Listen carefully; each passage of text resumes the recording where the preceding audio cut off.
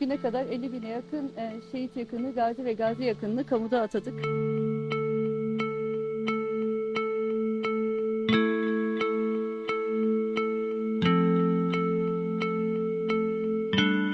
Kahraman gazilerimiz, değerli gazi yakınlarımız, kıymetli misafirler, saygıdeğer basın mensupları, sizleri saygıyla, muhabbetle selamlıyorum.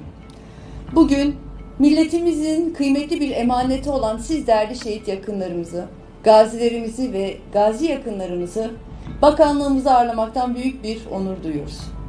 Biraz sonra 729 kardeşimizin kamu kurum ve kuruluşlarına atamalarını gerçekleştireceğiz. Efendim bu sonra basıldı. Hayırlara vesile olmasını diliyoruz. İlk ismi zikrediyorum. Atama kuralımız başladı.